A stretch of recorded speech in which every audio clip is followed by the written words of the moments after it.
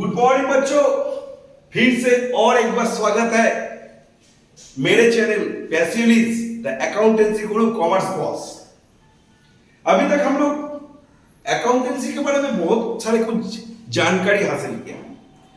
ये सब theory base है, क्योंकि थ्योरी तुमको अच्छा नहीं लगता है शायद मेरे ख्याल से, लेकिन बच्चों जान लो, थ्योरी ना जानने से प्रैक्टिकल कैसे कर पाओगे।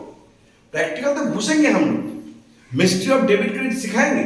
मिस्ट्री ऑफ डेबिट क्रेडिट ये बहुत अहमियत रखता है। अगर ये 4 बरस का बच्चा को भी मैं दवा के साथ कह सकता हूँ कि ये मिस्ट्री ऑफ डेबिट क्रेडिट मैं समझा सकता हूँ। तो जो भी है बाद में इस चैप्टर में आएंगे, व्हाट इज डेबिट क्रेडिट ये जानव के सिस्टम में आएंगे। तो आज अकाउंटिंग के थ्योरी के एक लास्ट जगह पे आके रुक गया, qualitative characteristics. Qualitative characteristics of accounting या attributes of accounting, very important. Qualitative characteristics of accounting. Qualitative or attributes of accounting. Qualitative characteristics of accounting, इसके बारे में हम जानेंगे। पहली बात यह है कि अकाउंटिंग इंफॉर्मेशन जो भी है, जैसा भी है, इसको बिजनेस के लिए ऐसे प्रेजेंट करो कि बिजनेस को हानि ना हो और सभी को समझने में आसानी हो। देखो बेटा, जो कॉमर्स पढ़ रहा है उसके बारे में मैं नहीं कह रहा हूं, लेकिन ऐसा इंफॉर्मेशन तुम अकाउंटिंग के बारे में दो जिसको कॉमर्स का जरूरत ना हो, उसको समझने में आसानी हो। तो इसलिए accounting information should be quality character. That means इसका कैरेक्टर जो होगा ये क्वालिटी टाइप का होना चाहिए। नंबर 1, ये रिलायबिलिटी होना चाहिए। Reliability very important. Accounting character reliability होना चाहिए। ये रिलायबिलिटी क्या है? रिलायबिलिटी मतलब जो factful and verifiable, very very important, जो फैक्टफुल एंड वेरीफाइबल। ये फैक्टफुल एंड वेरीफाइबल क्या है? वेरीफाइबल, अभी तुम इंफॉर्मेशन कुछ भी सजा के रख सकते हो एज ए अकाउंटेंट के हैसियत से, लेकिन इसको वेरीफाई कैसे करोगे? कैसे करोगे? इसके लिए बहुत सारे कुछ तरकीब है, डॉक्यूमेंट्स है। लाइक परचेस तुम जो दिखा रहे हो, तो ये परचेस इनवॉइस के साथ रिकॉर्ड मैचिंग होगा। परचेस इनवॉइस के साथ परचेस को मैचिंग होगा, कैश हो या क्रेडिट हो, लेकिन परचेस तो इनवॉइस रहना चाहिए ना। और क्रेडिट होगा तो क्रेडिटर लिस्ट में तुम क्रेडिटर को ढूंढ पाओगे। तो ये जो वेरीफाइबल डॉक्यूमेंट्स, जैसे सेल कर रहे हो तो सेल के इनवॉइस के साथ तुम रिलेटेड करोगे, ये बात सही है। तीसरी बात यह है कि प्रॉपर्टी के बारे में मैं कहूंगा, लैंड बिल्डिंग को कैसे वेरीफाई करोगे? इसके बारे में प्रॉपर्टी डीड रहना चाहिए। तो ये सब बहुत सारे टुकड़े, बहुत सारे छोटा चीज, बहुत सारे छोटा जो डॉक्यूमेंटरी वेरिफिकेशन तुमको दिखाएगा, ये वेरीफाइबल। ये वेरीफाई कौन करता है? एक चार्टर्ड अकाउंटेंट वेरीफाई करता है ना? बनना है ना? अगर बनना है तो अभी से शुरुआत कर दो। तो जो भी है वेरीफाइबल, फैक्टफुल एंड वेरीफाइबल, ऐसे अकाउंटिंग डॉक्यूमेंट्स में, वो अकाउंटिंग इंफॉर्मेशन में बहुत सारे कुछ हो सकता है जो रिलायबल नहीं किया जा सकता। जैसे मानो कि अगर तुम डेप्रिसिएशन, ये तो तुम पर्सनल जजमेंट को बोल दोगे ना, डेप्रिसिएशन। तो डेप्रिसिएशन पर्सनल जजमेंट जो दोगे तुम किस बेसिस पे दोगे? किस बेसिस पे दोगे? ऐसे उसको देखोगे कि इसका उम्र कितना हो सकता है, ये कितना प्रोडक्शन कर सकता है, ये कितना आवर रन कर सकता है, उसके ऊपर बेस करके तुम उसका डेप्रिसिएशन चार्ज करोगे, है ना?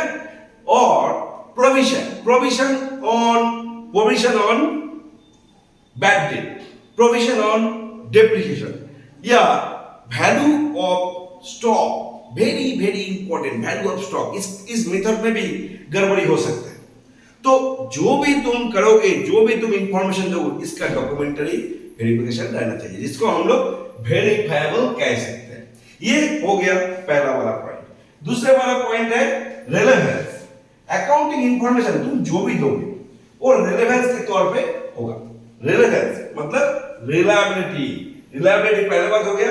रिलेवेंट मतलब, रिलायबेंस मतलब रिलेवेंस मतलब ऐसा कुछ डॉक्यूमेंट्स मत दो जिसको देखकर ना लगे क्योंकि हाथ में लिखा हुआ एक कागज से परचेज इतना हुआ उसके साथ तुम टैली कर रहे हो, ये जायज नहीं है, ये जायज नहीं है।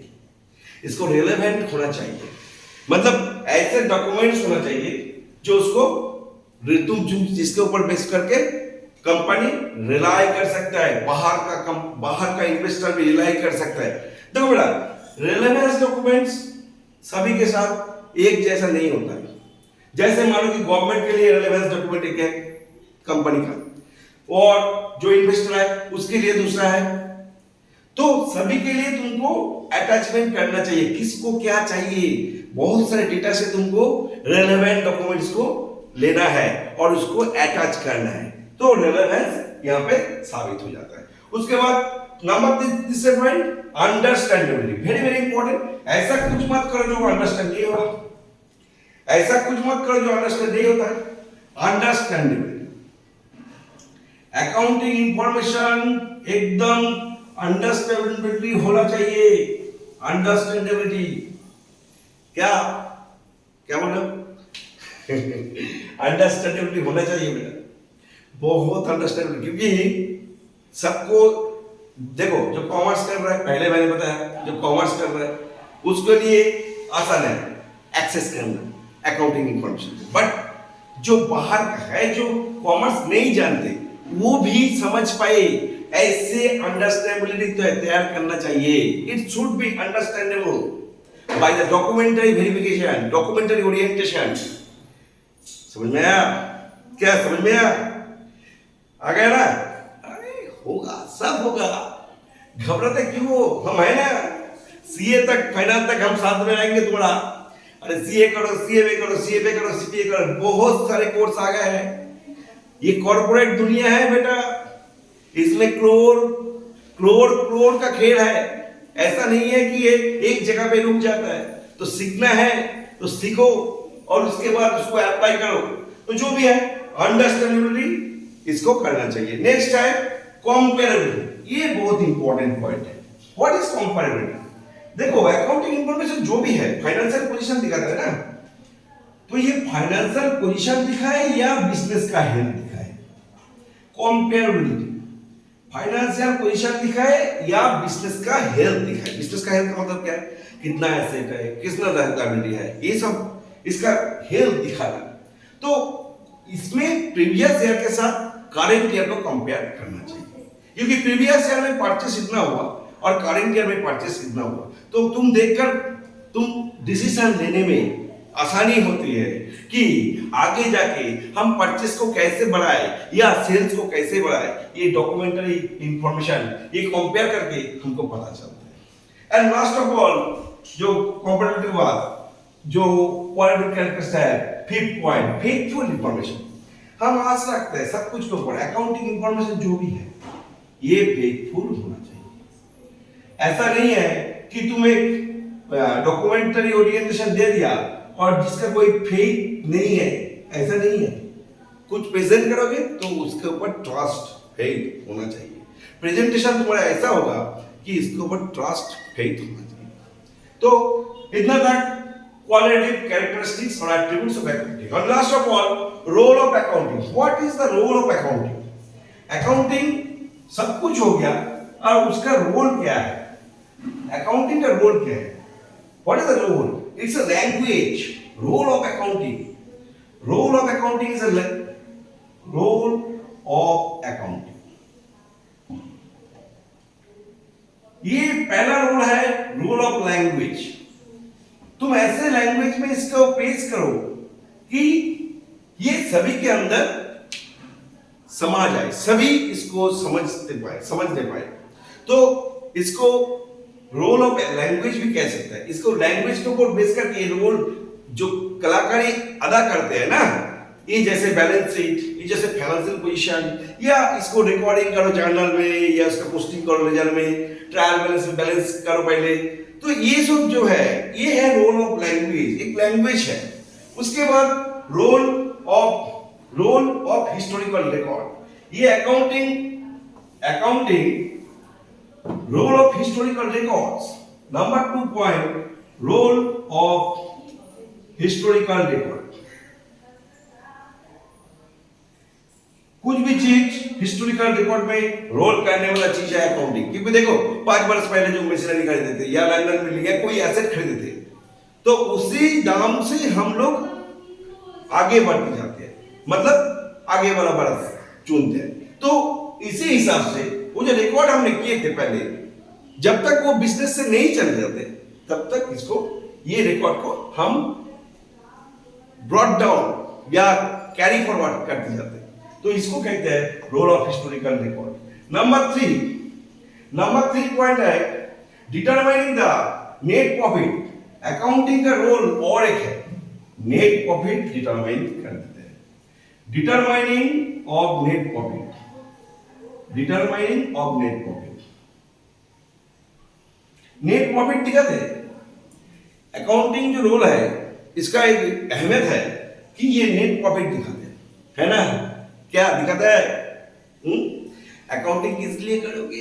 प्रॉफिट को डिटरमाइन करने के लिए। अगर प्रॉफिट नहीं होगा तो कैसे तुम करोगे, क्यों करोगे, है ना? तो चलो, डिटरमाइनिंग ऑफ नेट प्रॉफिट के बाद आता है इंफॉर्मेशन सिस्टम। ये एक इंफॉर्मेशन सिस्टम है, रोल जो अदा करता है ये भी एक इंफॉर्मेशन सिस्टम है। क्योंकि इस इंफॉर्मेशन को बेस करके मैनेजमेंट आगे जाके कुछ डिसीजन लेते हैं। तो ये रोल है इंफॉर्मेशन सिस्टम। मैनेजमेंट डिसीजन लेता है आगे जाके क्या करेंगे, परचेस बढ़ाएंगे या सेल बढ़ाएंगे, परचेस घटाएंगे या सेल घटाएंगे, जो भी है। नेट प्रॉफिट क्यों नहीं बढ़ रहा है, इसके ऊपर इंफॉर्मेशन से बेस करके ये लोग डिसीजन लेते हैं। लास्ट है, ये है सर्विस प्रोवाइडर। सबको सर्विस देते हैं अकाउंटिंग लैंग्वेज। अकाउंटिंग लैंग्वेज सबको सर्विस देते हैं, ये सर्विस प्रोवाइडर है। गवर्नमेंट भी एक्सेस करते हैं, एम्प्लॉय भी एक्सेस करता है, आउटसाइडर इन्वेस्टर भी एक्सेस करते हैं। सबको इसके ऊपर इंटरेस्ट है, सबको इंटरेस्ट है अकाउंटिंग के ऊपर। क्योंकि मान लो कि टाटा कंपनी, तुम इन्वेस्ट क्यों करोगे? तुम देख रहे हो ये कंसिस्टेंट है, ये प्रॉफिट कभी घटता नहीं, बढ़ता ही जाता है, तो इसके ऊपर इन्वेस्ट करोगे तो लाभ होगा। तो इसीलिए ये सर्विस प्रोवाइडर ये माना जाता है। अभी तक जो भी मैंने अकाउंटिंग के बारे में, थ्योरी के बारे में समझाया, ये बेसिक थ्योरी है।